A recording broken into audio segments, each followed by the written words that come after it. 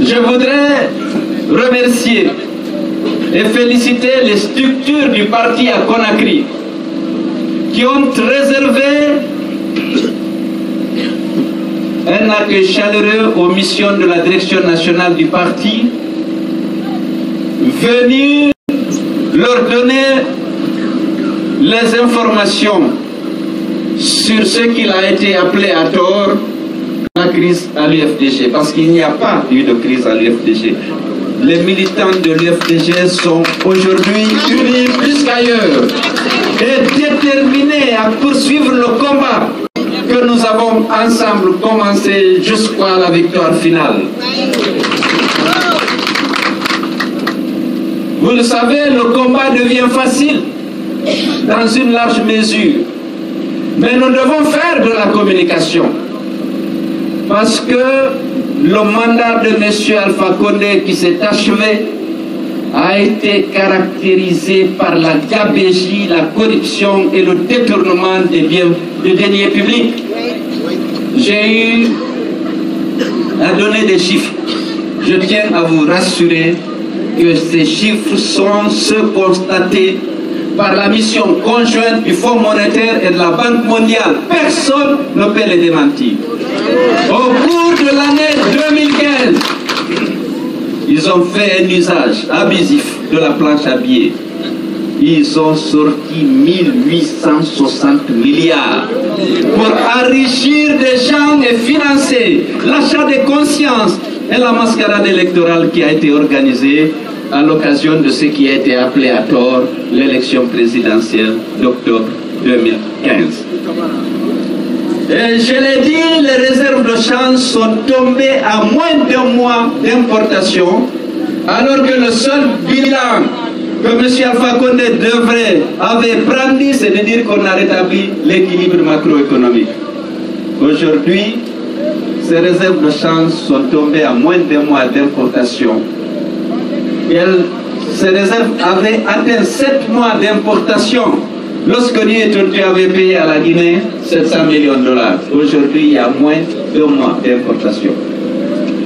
Cet argent est sorti pour financer les membres du clan qui ont bénéficié de marchés de gré à gré et dont les coûts unitaires appliqués n'avaient absolument rien à voir avec la réalité économique. Je l'ai dit. Et aujourd'hui, la crise que le peuple de Guinée subit est la conséquence de cette mauvaise gestion des deniers publics. Il faut que les Guinéens comprennent pourquoi on n'a pas baissé le prix du carburant.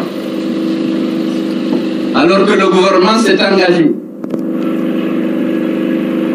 dans le cadre d'un accord passé avec les syndicats d'appliquer la flexibilité des prix, qui signifie quoi? Si le prix monte, il va monter à la pompe. S'il descend sur les marchés internationaux, il va baisser. En 2015, le prix du pétrole a baissé fortement, si bien que l'État a prélevé indûment près de 400 milliards de francs par rapport à la taxe initialement prévue.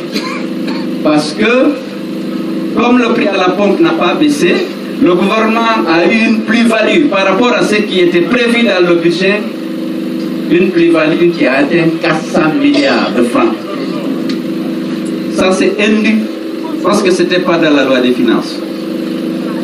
Et je vous ai expliqué ici, à plus d'une fois, qu'on veut faire payer aux pauvres citoyens guinéens en proie à une misère sans précédent cette mauvaise gouvernance. On a non seulement augmenté la TVA qui est passée de 18 à 20%, on avait décidé de l'appliquer à toutes les denrées de première nécessité. C'est-à-dire on demande aux pauvres consommateurs de payer ce qui a enrichi des personnes bien identifiées et ce qui a financé la mascarade électorale qui nous a été imposée le 11 octobre. Il faut que les Guinéens se mobilisent pour défendre leurs droits. Le droit à une élection libre et transparente, bien entendu, mais le droit aussi à la protection de leur pouvoir d'achat. Parce que nous avons le droit, nous avons l'obligation de nous battre pour que les populations de Guinée vivent dans des conditions décentes. Ce qui est loin d'être le cas aujourd'hui. Donc, l'opposition guinéenne a décidé de soutenir le respect des engagements pris pour l'application en particulier de la flexibilité de prix et de la baisse du prix du carburant. Je l'ai dit, si le carburant baisse, naturellement, les prix vont baisser partout parce que dans chaque prix d'une denrée, vous avez le coût du transport. Et si le carburant baisse, naturellement, le coût du produit baisse et le prix va baisser. Le gouvernement invoque des engagements pris avec le Fonds monétaire. Mais lorsque le Fonds est venu et a constaté que le déficit s'était creusé, au-delà des engagements, des plafonds qui avaient été fixés dans le cadre de l'accord qui lie le gouvernement guinéen aux institutions de Bretton Woods, le gouvernement s'est engagé à résorber les déficits qui a été créé dans les circonstances que je viens de décrire.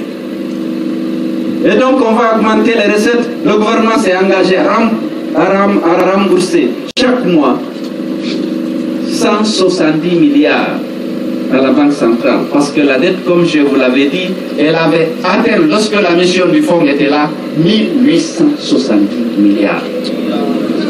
Maintenant, qui va payer? C'est vous, c'est les consommateurs. Il faut que la TVA augmente. Il ne faut pas qu'on baisse le prix du carburant. Voilà ce qui est en train d'arriver à notre peuple par la mauvaise gouvernance. Il faut que les Guinéens le sachent. L'État avait la possibilité de soulager la population en réduisant le prix du carburant. Mais nous sommes en train de payer la facture, comme je l'ai dit, de la mauvaise gouvernance. Au niveau de l'UVT, je vais vous inviter à vous rester mobilisés. Si c'est nécessaire, nous allons faire usage de notre droit d'organiser des manifestations sur les places publiques et dans les rues pour exiger le respect des lois de la République, le respect des engagements pris notamment dans les accords politiques, pour exiger que les populations guinéennes ne continuent pas de payer l'enrichissement illicite des membres du clan présidentiel. C'est un droit que nous pouvons naturellement défendre par tous les moyens légaux pour que les militants de l'UFDG soient prêts. Partout, il faut défendre l'intérêt de notre peuple. Partout, il faut défendre nos libertés. Partout, il faut défendre la démocratie, les principes et les règles de l'état de droit. Il faut que les militants de l'UFDG soient présents. Vous êtes des militants résolus à mener ce combat. Ce n'est pas pour vos poches. Ce n'est pas pour des postes. Nous avons décidé de nous battre pour l'instauration de la démocratie, pour le respect de nos libertés, de nos droits, pour l'amélioration des conditions de vie de nos populations. Voilà un parti fort.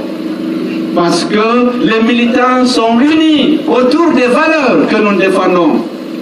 On ne peut pas nous dire aujourd'hui que l'UFDG doit aller soutenir cette politique d'Alpha Condé, ces pratiques mauvaises de mauvaise gestion. Nous sommes ancrés dans l'opposition tant que les règles et les principes de la démocratie et de l'état de droit ne seront pas respectés dans notre pays. Est-ce que vous êtes prêts? Voilà, l'UFDG sera là. Plus forte, plus unie et plus résolue pour mener ce combat. Je suis fier des femmes de l'UFDG. Je suis fier des jeunes de l'UFDG. Les femmes sont toujours massivement présentes sous le hangar, sous cette chaleur. Elles sont à la tribune, vous ne voyez que c'est là. Il y en a plein sous la chaleur là-bas. On n'envoie pas les bus vous chercher, on n'envoie pas de l'argent. Vous êtes venus ici pour marquer notre attachement à votre parti et votre détermination résolue à continuer le combat pour que les Guinéens soient libérés de la peur, pour que notre pays soit libéré de la misère, pour que notre jeunesse désœuvrée par manque d'emploi trouve enfin le moyen de subvenir à ses besoins, pour que les jeunes qui meurent de plus en plus nombreux dans la traversée de l'Atlantique, pour qu'ils se fixent chez eux, qu'ils puissent le moins trouver la voie de l'épanouissement, pour qu'ils trouvent des emplois, pour qu'il y ait la justice dans notre pays, pour qu'il y ait du travail, et que les richesses de ce pays soient exploitées dans l'intérêt de toutes les populations guinéennes. Ce combat, l'UFDG va le continuer. Malgré toutes les difficultés qu'on est en train de dresser sur notre chemin, ça ne marchera pas. Monsieur Alpha Condé, depuis 2011, il n'y a pas ce qu'il n'a pas fait pour déstabiliser l'UFDG. Il vient de tirer les dernières cartouches, mais ça ne marchera pas. L'UFDG restera uni et le parti continuera à incarner ces valeurs pour lesquelles nous nous battons. Et croyez-moi, la victoire n'est pas loin. N'est pas loin. Bientôt. Parce que la population a été trompée. Le pouvoir a menti. Aujourd'hui, ils sont pris en flagrant délit de mensonge vis-à-vis du Fonds monétaire de la Banque mondiale. Parce qu'ils ont communiqué des données erronées qui leur ont permis de décaisser de l'argent, près de 60 millions de dollars. Ce n'est pas exclu qu'on demande au gouvernement de rembourser ce montant. Je sais de quoi je parle, mais j'attends de réunir les preuves et la prochaine fois, je vous donnerai des informations plus précises. Vive l'UFDG! Je fais faire comme ma salive, je n'ai pas bien entendu. Vive l'UFDG!